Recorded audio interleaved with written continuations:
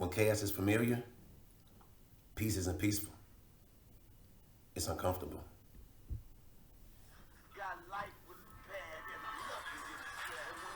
Welcome back. It's your boy, Missy. Never heard that before. But I give you them perspectives that you never heard before.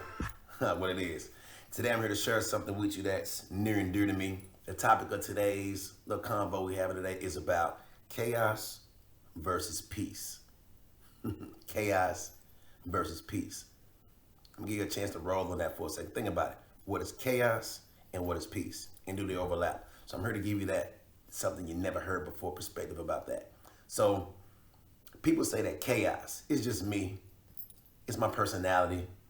It's just who I am. But I don't think that's true. I think that that's something that you adapted to. When you grow up when there's instability, you learn early through the chaos, the loudness, the fighting. You learn that calmness is unfamiliar, so it feels unsafe. So I think to myself, what is your comfort zone? What is a comfort zone? Is it who you are, or is it what you survived? Is it who you are, or is your comfort zone what you survived? Think about that. Let that breathe for a minute.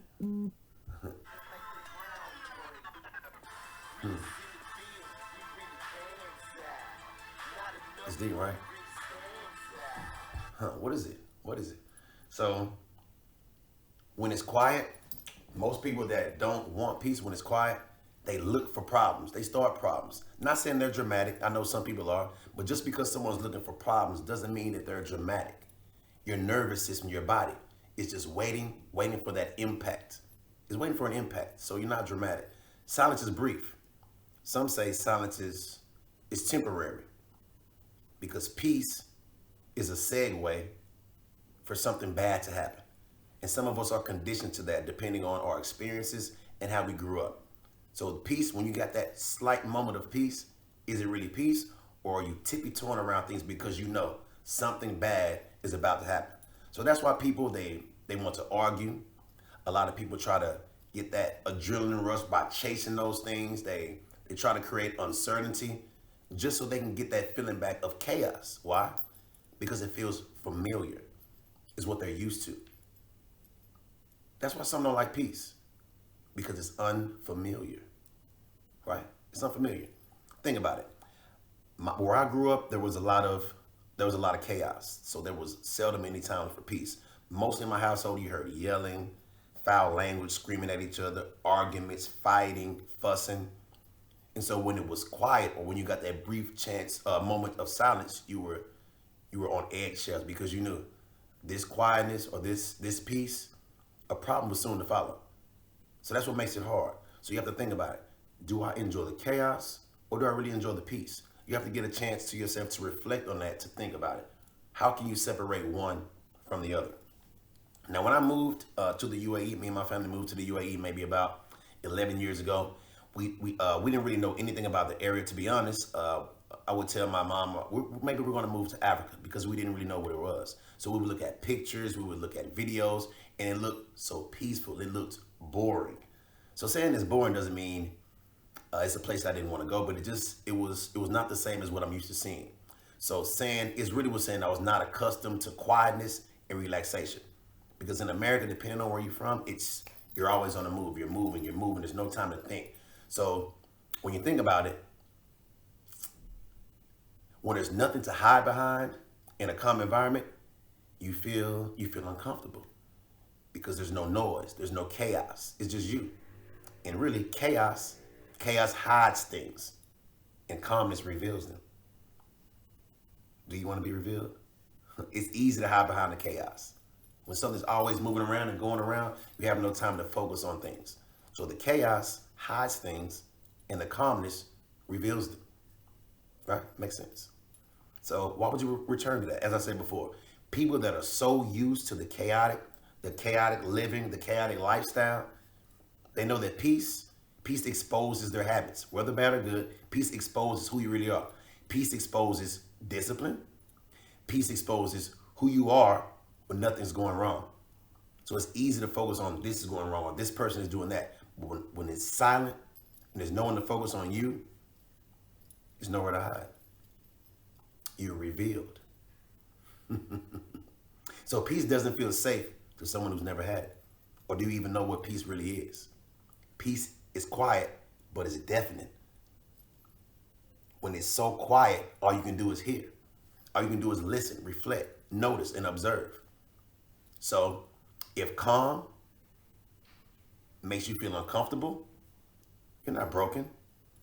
You're unlearning survival. Let me say it again. If calmness makes you feel uncomfortable, it doesn't mean that you're broken. What that means is that you're unlearning survival. You're unlearning survival. There's no need to survive when you could. So it's like every day, every moment, every second, you're living to get to that next moment. You're living to get to that next moment. And things are moving so fast, you have no time to reflect or think about what you've done to past reflect or to reflect to be able to learn what your next steps will be. So you have to get out of that chaos. You got to understand what it means to actually have peace. Now, many of my friends, of course, since I'm getting up in age, a lot of my friends, they have children. And so they try to reflect on how they were raised in those situations where you had nothing but the loudness, the steady movements, the unease that you felt. So they try to change the lifestyle for the children that they're having. So they try to grow. They try to have those children that they have to grow up in households that have peace. And peace, not peace that's unfamiliar, peace that is familiar, peace that you're used to, peace that you get on a daily basis. You have to condition yourself to live with peace, especially if you grew up in a place that was nothing but chaos. And again, that chaoticness feels safe because you're familiar with it. So unfamiliarize yourself with chaos. Try to start something that's peaceful. Try to have a peaceful upbringing for your family, or you can change. You don't have to stay the same. There's always a way to change from that typical environment that you had at first that was just based on chaos. So the big question I'm asking you, when chaos is unfamiliar and peace isn't peaceful, it's uncomfortable, how can you change that feeling of uncomfortability? How can you change it? That's a question I'm posing for you in the comments. When you want to make a comment, let me know how you feel about it. Do you sometimes feel yourself in quiet moments, feeling uneasy, unsteady, unfamiliar? That's the time you need to truly find yourself because you're being exposed. It's showing your habits. It's showing what you've been conditioned to do. It's showing how you're conditioned to react to certain environments and certain things that happen. That's why a lot of these shows I'm going to give you that's going to come up is going to be me responding to a lot of events, a lot of issues coming from my own perspective. Missy never heard that before because I also had a time of growing up where there's nothing but chaos. That's affected how I'm living now, and it's affected how I deal with peace. Because I said, you're constantly trying to get that adrenaline rush. You're rushing to the next thing. You're rushing to try to start an argument. You're rushing to try to find a reason to fight. Because the peacefulness is definite. You don't know what to do when you have those moments of peace. It's hard to find. So, I feel like Jerry Springer now. I'm going to give you my final thoughts. Shout out to Jerry Springer. I'm not taking it from you. Now, again, remember, my first few episodes, I'm just introducing you to who I am, giving you a couple of thoughts, how I feel on certain things that are near and dear to me. This is very big to me. Peace versus chaos and how they interconnect with each other. I will also be doing my interviews, interview people on those different subjects. But now I'm just giving you little tidbits. Want to know how you feel. I want to connect to you. Tell me how you feel about these. That way I'll know if your perspective is matching mine, even though most likely you never heard that before. But I'm trying to see what I hear from you. So, my final thoughts. Okay, take it from me. Peace feels uncomfortable when chaos used to be your only shelter. So you only lived in a house that was full of that.